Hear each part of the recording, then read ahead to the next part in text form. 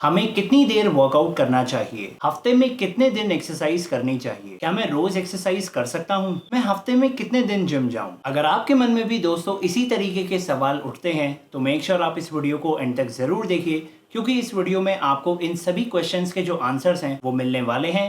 तो चलिए without wasting any time, let's get started.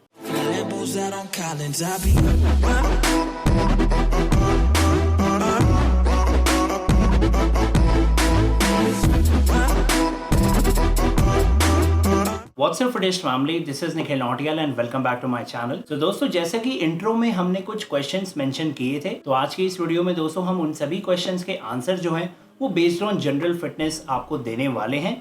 अगर आपका दोस्तों कोई भी पर्टिकुलर गोल है, जैसे कि आपका वेट गेन गोल है, वेट लॉस गोल है, मसल बिल्डिंग है, स्ट्रेंथ डेवलपमेंट है, तो मैं आपको यहाँ पर बताना चाहूँगा कि आप इस वीडियो को यहीं पर स्किप कर सकते हैं, क्योंकि यहाँ पर दोस्तों हम कोई पर्टिकुलर गोल को लेकर इसके आंसर्स नहीं देने वाले। हम यहाँ पर बेस्ड ऑन जनरल फिटनेस इसके आंसर्स आपको प्रोवाइड करवाएंगे। तो आप चाहें तो दोस्तों इस वीडियो को स्किप कर सकते हैं, लेकिन अगर आप लोग दोस्तों अपनी नॉलेज को बढ़ाना चाहते हैं तो आप इस वीडियो को एंड तक जरूर देख सकते हैं। एंड चलिए अब आज की वीडियो को हम शुरू करते हैं। देखिए दोस्तों, इस बात पे तो कोई शक नहीं कि जब आप फिजिकल एक्टिविटी करते हैं या फिर रेगुलर बेसिस पे एक्सरसाइज करते हैं तो उससे आपको बहुत सारे हेल्थ बेनिफिट्स मिलते हैं। जैसे कि इससे आपकी जो कार्डियो रेस्पिरेटरी फिटनेस है वो इम्प्रूव होती है, आपकी जो मस्कुलर फिटनेस है वो इम्प्रूव होती है, आपकी जो बोन की हेल्थ है वो इम्प्रूव होती है, एज वेल एज दोस्तों आपके फेवरेबल बॉडी कॉम्पोजिशन को पाने में ये भी आपकी मदद करती है।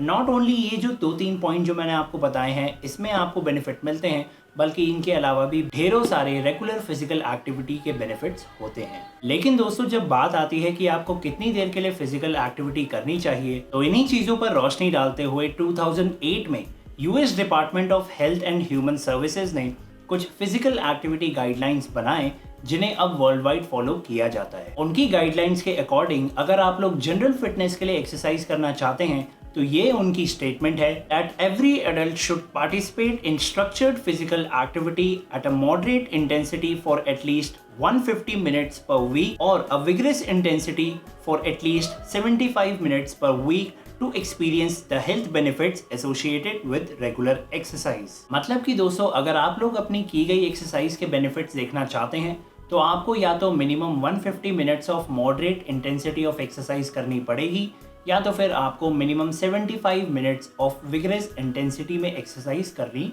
पड़ेगी। अगर फिजिकल एक्टिविटी को मैं थोड़ा सा यहाँ पर एलैबोरेट करके आपको समझाऊं तो फिजिकल एक्टिविटी मेजरली 2 फैक्टर्स पर डिपेंड करती है। पहला आपका इंटेंसिटी और दूसरा आपका ड्यूरेशन। इंटेंसिटी का मतलब होता है दोस्तों कि किसी फिजिकल एक्टिविटी को करने के लिए आप उसमें कितनी पावर लगा रहे हैं, कितनी स्ट्रेंथ लगा रहे हैं, कितना फोर्स लगा रहे हैं। जब ये सब चीजें आप यूज कर रहे हैं तो उसे हम कहते हैं इंटेंसिटी।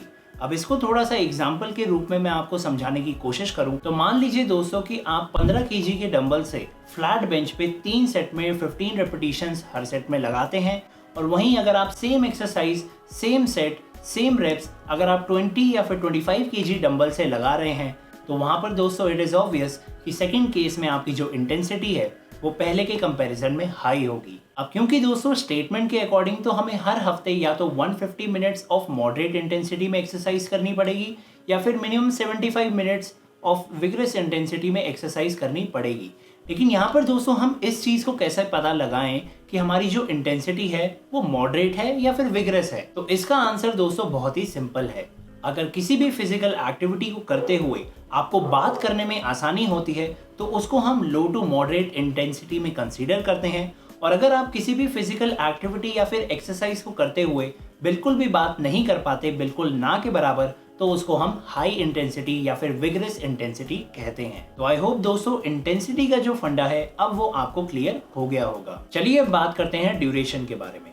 जैसा कि दोस्तों हमें ऑलरेडी पता है कि हमें या तो minimum 150 minutes per week of moderate intensity में एक्सरसाइज करनी पड़ेगी, या तो फिर हमें minimum 75 minutes per week of vigorous intensity में एक्सरसाइज करनी पड़ेगी। तो ये दोस्तों आपकी पर्सनल प्रेफरेंस के हिसाब से होना चाहिए। फॉर एग्जांपल, अगर आप लोग मॉडरेट इंटेंसिटी में एक्सरसाइज करते हैं तो ये दोस्तों आप लोगों की चॉइस है कि आप या तो 3 सेशन 50 मिनट्स के रख सकते हैं, या तो फिर आप लोग 5 सेशन 30 मिनट्स ईच के रख सकते हैं। चॉइस आपकी है। And same goes for vigorous intensity. लेकिन यहाँ पर दोस्तों एक लास्ट इंपॉर्टेंट चीज और आती है। According to physical activity guidelines, आपका जो वर्कआउट सेशन है वो मिनिमम 10 मिनट्स का तो होना ही चाहिए, चाहे आप मॉडरेट इंटेंसिटी में एक्सरसाइज कर रहे हैं, चाहे आप विग्रेस इंटेंसिटी में एक्सरसाइज कर रहे हैं।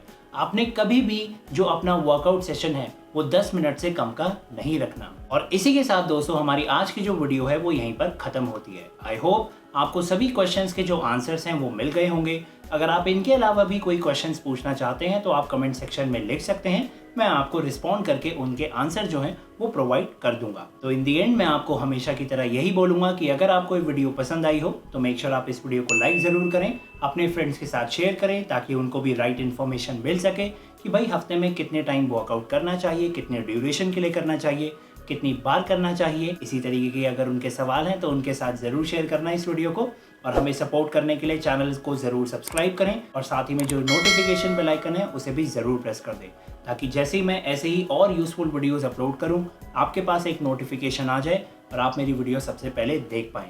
And that's all for today. So alright then, till then stay tuned to Nikhil Nautiyal fitness and I will see you next time. Till then stay healthy guys.